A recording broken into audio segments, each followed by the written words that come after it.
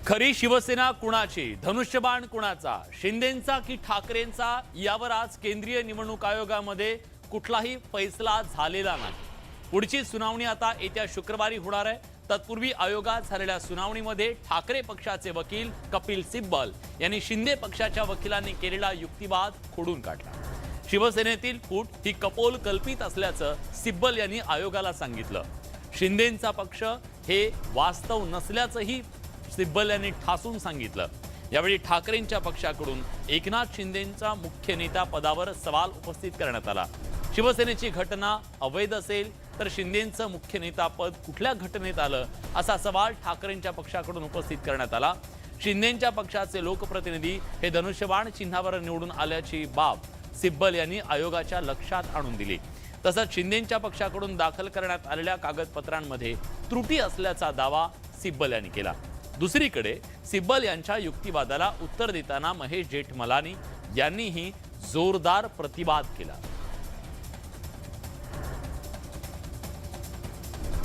जोपर्यंत सुप्रीम कोर्टामध्ये disqualification पेटिशन्स decide होत नाही तोपर्यंत इथे प्रोसिडिंग्स पुढे घेऊन जाता कामा नाही।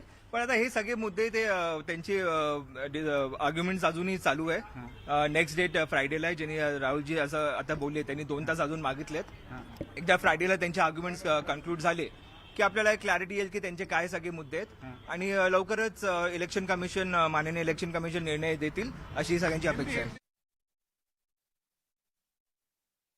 घटनेची अमेंडमेंट्स तुम्हाला पाहिजे त्या करताय आणि त्या अमेंडमेंट्स करताना या सगळ्या गोष्टी एकीकडे नाही म्हणायचं आणि दुसरीकडे मान्य करायचं की याच घटनेच्या द्वारे तुम्ही चालताय, त्याच्यामध्ये तुम्ही काय ते मुख्य नेता वगैरे हे सगळं स्वतःला पाहिजे त्याप्रमाणे तुम्ही तुमचं हे करताय। या सर्व गोष्टी कोर्टासमोर आज आमच्या वकिलांनी मांडल्या आणि कशा रीतीनं यामध्ये पॉलिटिकल पार्टीमधलं जे काय लेजिस्लेटिव्ह पार्टीमधलं स्प्लिट दाखवलं आहे की एका बाजूला ही लोक आहेत, त्याच्याद्वारे पक्षच आमचा म्हणण्याचं जे काय हे केलेलं आहे ते कशा रीतीने चूक आहे हे दाखवलं आहे। शिवसेनेची जी घटना आहे या घटनेच्या आधारावरती शिवसेना पक्षाची मांडणी आणि त्या बाबतीत सविस्तर विवेचनात झालेलं आहे।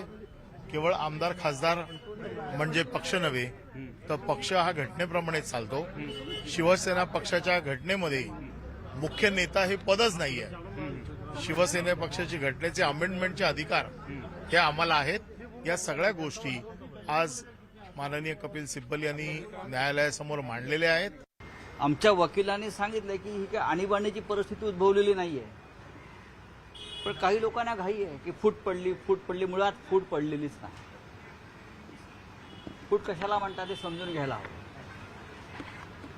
धनुष्य बाणावरच निवडून आलेले, ज्यांच्या एबी फॉर्मवरती पक्षप्रमुख म्हणून उद्धव ठाकरे यांची सही आहे किंवा आमच्या पदाधिकाऱ्यांची सही आहे, ज्यांना आम्ही धनुष्यबाण चिन्ह दिलेलं आहे, त्यातले काही लोक फुटून गेले म्हणजे पक्षाची फूट मानता येईल।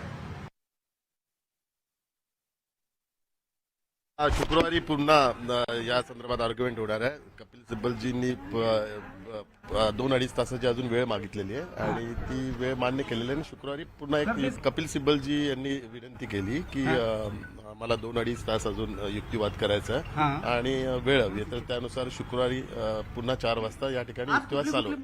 त्यांचे पेपर खोटे होते म्हणूनच त्यांच्यावर गुन्हा देखील दाखल करण्यात आला होता मुंबईमध्ये की त्यांनी खोटे पेपर जमा केलेत आणि त्याची आता सुनावणी सुद्धा, म्हणजे त्याची आता शोध सुद्धा सुरू आहे, पुढचं तपासणी सुरू आहे। तर मला असं वाटतं की फक्त बोलणं जर तुम्हाला वाटत होतं तर तुम्ही त्याच्यावर काय कारवाई केली? आम्ही तर एफआयआर करून दाखवला, आम्ही एफआयआर केला त्याच्यावर। यांना कधीपासून एवढं वकिली कळायला लागलं, त्याच्यामुळे जे वकील बोलतायत त्याच्यावर उगीच आपलं ज्ञान पाजळू नये असं मला वाटतंय। जो वकील किंवा जो कोर्ट किंवा जो निवडणूक आयोग ज्या पद्धतीने निर्णय देतील तो निर्णय आपण मान्य करायला पाहिजे। त्याच्यामध्ये हेच खोटे आहेत आणि हेच खरे आहेत, मग तुम्ही कोर्टातच जाऊन बोला ना।